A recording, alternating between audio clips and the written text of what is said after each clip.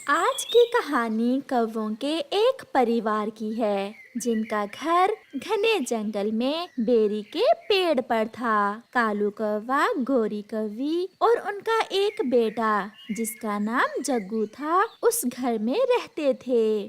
कालू जी, अब मुझ अकेली से घर के खर्चे नहीं उठा होते, आप भी मेरा हाथ बटाया करें। मेरी कुछ दिनों से सेहत ठीक नहीं है। एक बार मैं ठीक हो जाऊं, फिर मैं सारे काम कर लिया करूंगा। ये बात सुनते तो मुझे पूरा 1 साल बीत गया। जब भी पूछूं तुम्हारी सेहत ही खराब होती है। तो मैं क्या झूठ बोलता हूँ? बहुत से ऐसे पक्षी हैं जंगल में जिनकी पत्नियां काम करती हैं। तुम कोई अकेली काम नहीं करती हो। ऐसा कहते हुए कालू कौवा अपने घर से निकल जाता है। मम्मा, पापा हर समय गुस्से में क्यों रहते हैं? पता नहीं बेटा, मैं काम पर जा रही हूँ, आप घर में ही रहना। मम्मा, ठंड बढ़ गई है। आज रात भी मैं ठंड के कारण सो नहीं सका। आप मुझे मेरा कंबल कब लेकर देंगी? मैं पैसे जमा कर रही हूँ बेटा, बस कुछ ही दिनों में मैं अपने बेटे के लिए लाल रंग का गरम कंबल लाऊंगी। फिर गोरी कौवी अपने घर से निकलती है। गोरी कौवी जंगल में सब्जी बेचा करती थी। गाजर लो, लाल लाल गाजर लो, आलू मटर और प्याज सब है गोरी के पास। चिड़िया वहाँ आती है। गोरी बहन, 1 किलो आलू दे दें, कुकू कल से पकोड़े खाने की जिद कर रहा है। ये ले आलू और हरी मिर्ची मैंने फ्री में डाल दी है। गोरी बहन, तुम्हें पता है कि कालू घर से कहाँ जाता है? मुझे तो यही कहता है कि अपने तोते दोस्त के पास जा रहा हूँ। गोरी बहन, मेरा नाम न लेना। मैंने देखा कल कालू भैया नशेई उल्लुओं के पास बैठा दारू पी रहा था। क्या? ये क्या कह रही हो चिड़िया आप? मैंने अपनी आँखों से देखा। कुछ दिन पहले कबूतर ने भी मुझे बताया था। वो तो हर रोज नशेई उल्लुओं के पास जाता है। फिर चिड़िया अपनी सब्जी लेकर वहाँ से चली जाती है। शाम को गोरी घर में बैठी कालू का इंतजार कर रही थी। जब कालू घर आता है तो वो आते ही घोंसले में लेट जाता है। क्या आज दारू ज्यादा पी ली है? कौन दारू पीता है? तुमसे किसने कहा? जिसने भी कहा, आप बताओ कि उन नशेई उल्लुओं के पास आप क्या करने जाते हो? मैं एक काम से गया था। उस छोटी चिड़िया को तो मैं छोड़ूंगा नहीं। उसी ने बताया है ना तुम्हें। उसने कल मुझे देखा था उल्लुओं के पास जाते हुए। नहीं, मुझे किसी और ने बताया है। मुझे नींद आ रही है, मुझे तंग ना करो। फिर कालू सो जाता है। मम्मा, बहुत ठंड लग रही है। मेरे पास आ जाओ बेटा, कल मैं अपने बेटे के लिए कंबल ले आऊंगी। मेरे पास इतने पैसे हो गए हैं। फिर गोरी कौवी अपने बेटे को अपने पंखों में छुपाकर सो जाती है। सुबह हो जाती है। कालू कौवा मुंह अंधेरे ही उठ जाता है। आज तो उल्लू भी फ्री में नशा नहीं देगा। और ये गोरी तो मुझे मांगने पर 1 रुपया भी नहीं देगी। ऐसा सोचते हुए कालू गोरी कौवी की अलमारी खोलता है जिसमें गोरी कौवी ने अपने बेटे को कंबल लेकर देने के लिए पैसे जमा किए हुए थे। वाह गोरी वाह, मुझे पता ही नहीं। और यहाँ तुमने माल छुपा रखा है। फिर कालू कौवा वो पैसे उठाकर घर से चला जाता है। कालू कौवा दूर से ही अपने नशेई दोस्त उल्लू को आवाजें देता है। आज का दिन अच्छा गुजरेगा। लगे मेरे हाथ मेरी पत्नी के छुपाए हुए पैसे लगे। बड़े खुश हो आज, क्या बात है? मैंने अलमारी खोली तो उसमें मेरी पत्नी ने पैसे छुपा कर रखे हुए थे। मेरी पत्नी होकर मुझसे ही चोरी करती है। मैंने भी अलमारी साफ कर दी। ऐसा कहते हुए कालू कौवा और उसका दोस्त उल्लू हंसने लग जाते हैं। जग्गू, जग्गू बेटा, यहाँ अलमारी से पैसे तो नहीं उठाए आपने? नहीं मम्मा, मेरा तो हाथ ही नहीं पहुँचता अलमारी तक। मैं कैसे पैसे उठाऊंगा? तुम्हारे पापा पैसे चुरा कर ले गए। मैंने वो पैसे आपके कंबल के लिए जमा किए थे। बहुत बुरा किया कालू, तुमने बहुत बुरा किया। कितनी मुश्किल से अपना पेट काट काट कर मैंने वो पैसे जमा किए थे। फिर गौरी कवि अपने काम पर जाने की बजाय पहाड़ों की तरफ जाती है, जहाँ उल्लू और कौवा नशा करके सोए हुए थे। बेशरम, उठो, कहाँ है वो पैसे? मुझे मेरे पैसे वापस करो। कालू कौवा और उल्लू भी उठ जाते हैं। कालू, देखो तो तुम्हारी पत्नी गुस्से में कितनी सुंदर लग रही है।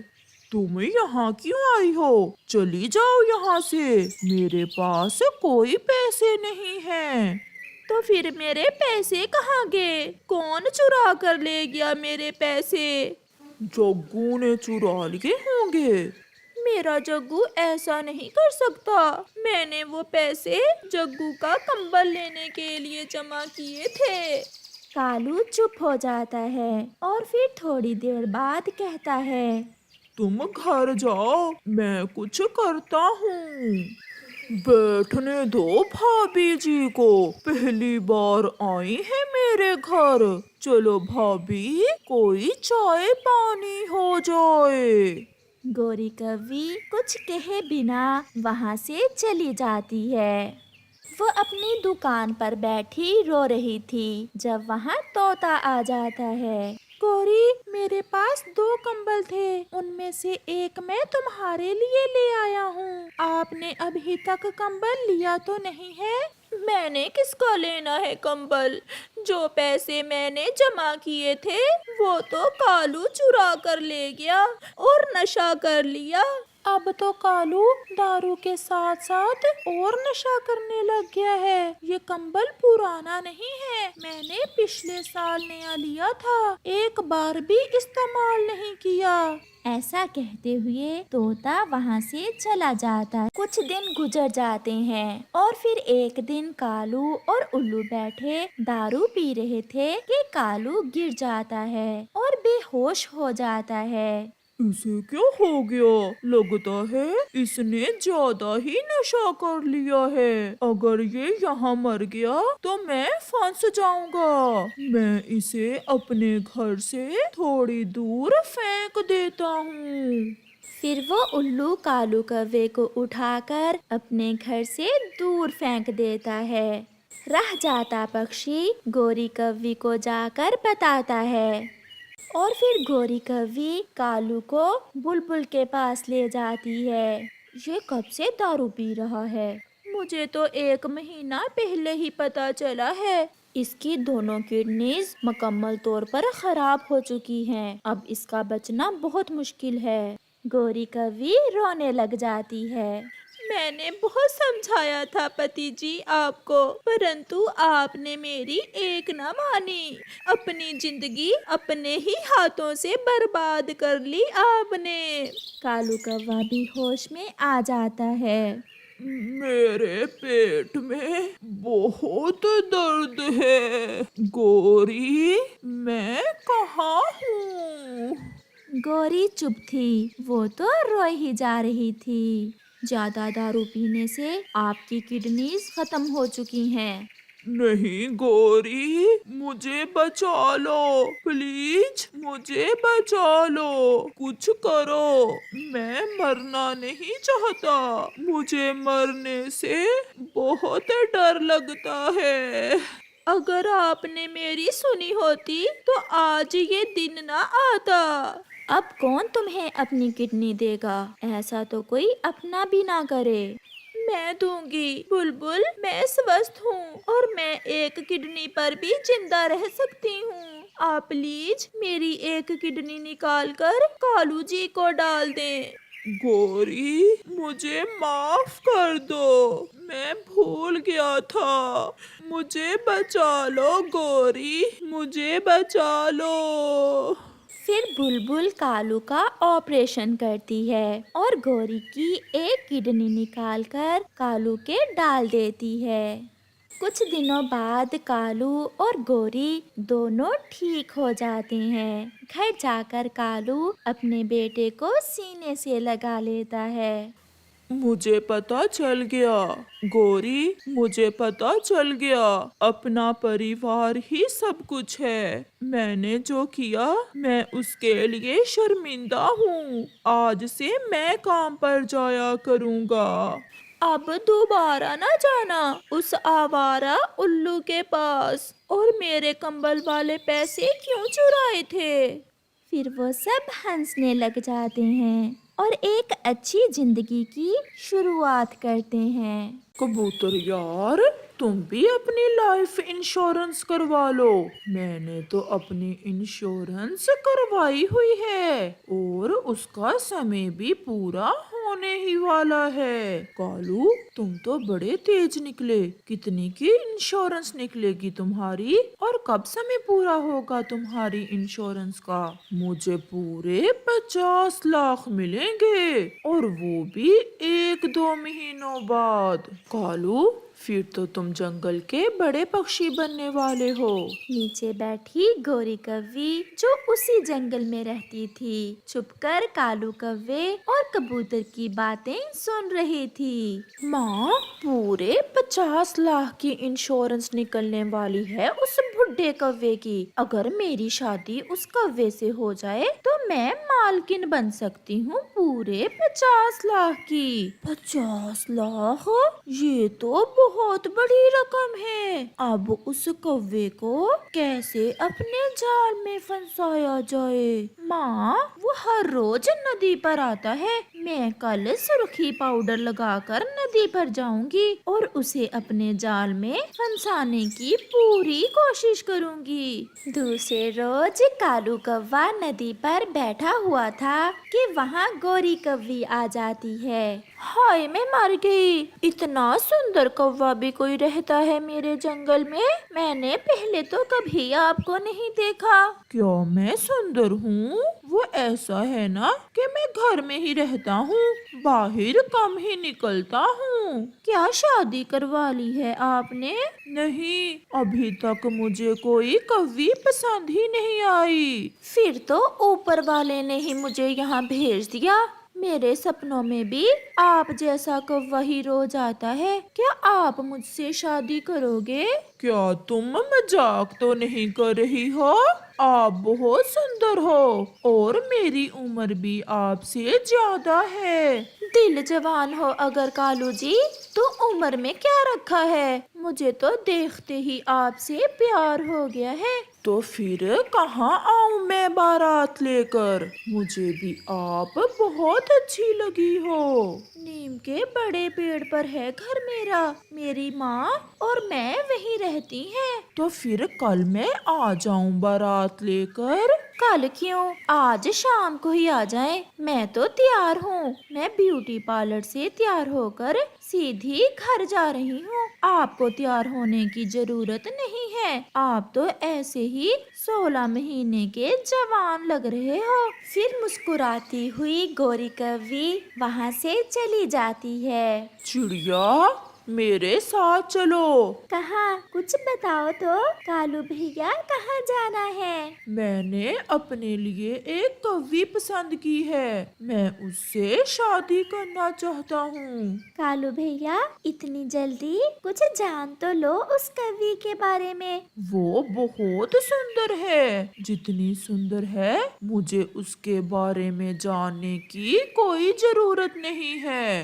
वो मन की भी सच्ची होगी। होगी। अगर आपने फैसला कर ही लिया है तो फिर मैं अपने दूसरे दोस्तों को साथ लेकर आ जाऊंगी। फिर क्या था, शाम होते ही कालू कौवा दुल्हा बनकर अपने दोस्तों को साथ लेता है और उस कौवे को बिहाने चला जाता है। कितना सुंदर है मेरा जमाई राजा जी, मेरी बेटी की पसंद बहुत अच्छी है। चिड़िया, कबूतर और तोता हैरान थे कि कालू तो इतना सुंदर है भी नहीं, फिर ये कौवी कालू की इतनी तारीफें क्यों कर रही है। माँ जी, आपकी बेटी भी मुझे बहुत अच्छी लगी है। कालू जी, बहुत देर कर दी आपने मिलने में, अगर पहले मिले होते तो अब तक हमारे 8-10 बच्चे होते। फिर कालू अपनी दुल्हन को बिहाकर वापस होता है। आपका घर बहुत सुंदर है।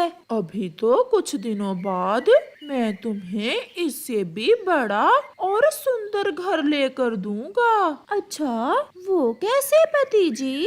मेरी 50 लाख की इंश्योरेंस निकलने वाली है, बस कुछ दिन ही रहते हैं। मुझे पैसों का कोई लालच नहीं है, बस मेरा कालू जी मेरे पास रहे, मुझे यही बहुत है। दूसरे रोज गोरी कौवी कालू की पत्नी कालू से कहती है, कालू जी, मैं अपनी माँ के पास जा रही हूँ, शाम तक लौट आऊंगी। ऐसा कहते हुए गोरी कौवी वहाँ से चली जाती है। गोरी मेरी बेटी, अपने मामा जी को बताओ वो सारी बात। मामा जी, 50 लाख की इंश्योरेंस है, अब मुझे समझ नहीं आ रही कि कैसे ठिकाने लगाऊं उस बुढ़े कौवे को।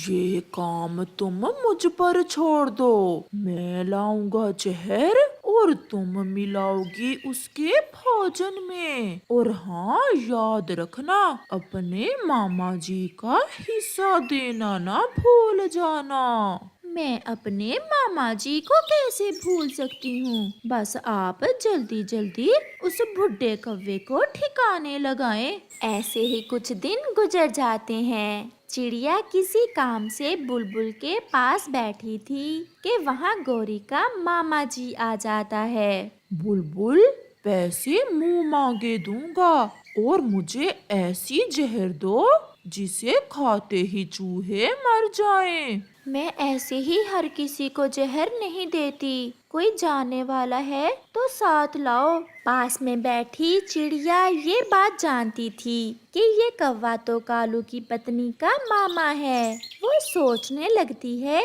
कि गोरी का मामा जहर क्यों लेने आया है। बुलबुल बहन, मैं इन्हें जानती हूँ, आप इन्हें दे दें जहर, चूहों को ही देनी होगी। और ये जहर का क्या करेंगे?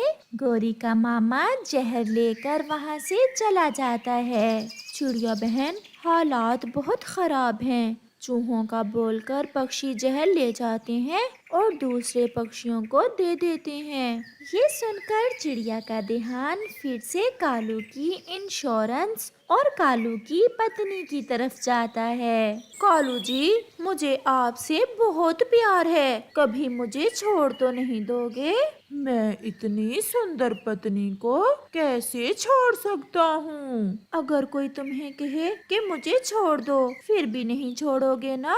कोई जो भी कहे, मैं किसी की बात का विश्वास करने वाला नहीं हूँ। दूसरे ही दिन चिड़िया कालू से नदी पर मिलती है। कालू भैया, मैं कल से बहुत परेशान हूँ। क्यों, क्या हुआ चिड़िया? कालू भैया, आपकी पत्नी का मामा कल बुलबुल से जहर लेने आया था, मुझे डर है कि कहीं वो जहर तुम्हें देने के लिए तो नहीं ली गई। चिड़िया, क्या पागल हो गई हो? मेरी पत्नी का मामा मुझे जहर क्यों देगा? 50 लाख की इंश्योरेंस हथियाने के लिए, और क्यों? चिड़िया, तुम मेरी दोस्त हो, परंतु मेरी पत्नी पर शक ना करो। फिर भी अगर मेरी बात मानो तो आज शाम को भोजन ना खाना, ना जाने क्यों मुझे डर लग रहा है। आ जाओ, जल्दी से पति जी घर आ जाओ और आज का आखिरी भोजन खाओ और मर जाओ। गोरी कालू के खाने में जहर मिलाते हुए ऐसा सोच रही थी। बस जल्दी से वो इंश्योरेंस की रकम 50 लाख मिल जाए मुझे, फिर मैं सोने के गहने लूंगी और किसी सुंदर से कव्वे से शादी करूंगी। रात को कालू भी घर आ जाता है। जब गोरी कालू की पत्नी कालू को भोजन देती है तो कालू भोजन को देखता है और चिड़िया की बातें उसके दिमाग में चलने लगती हैं। वो भोजन खाने की बजाय उसे एक तरफ रख देता है। खा लिया भोजन? हाँ, खा लिया है। फिर कालू लेट जाता है और मरने का नाटक करने लगता है। वो अपनी आंखें बंद करके सांस रोक लेता है। लग रहा है जहर का असर हो गया है। कालू जी, मेरे कालू जी, क्या हुआ है? आप ऐसे क्यों लेट गए हो? गोरी रोने लग जाती है और फिर रोते रोते अचानक हंसने लग जाती है। मिल गई, मुझे मिल गई, मुझे पूरे 50 लाख की इंश्योरेंस मिल गई। गोरी ऐसे खुश होती है। कालू कौवा चुप करके सांस रोक कर लेटा रहता है। अब मैं इस बुढ़े की इंश्योरेंस की फाइल ढूंढती हूँ। वो फाइल तुम्हें कभी नहीं मिलेगी। ये सुनकर गोरी की तो जान ही निकल जाती है। फिर कालू कौवा उसे अपने घर से निकाल देता है और अपनी दोस्त चिड़िया को धन्यवाद बोलता है जिसने उसकी जान बचाई थी।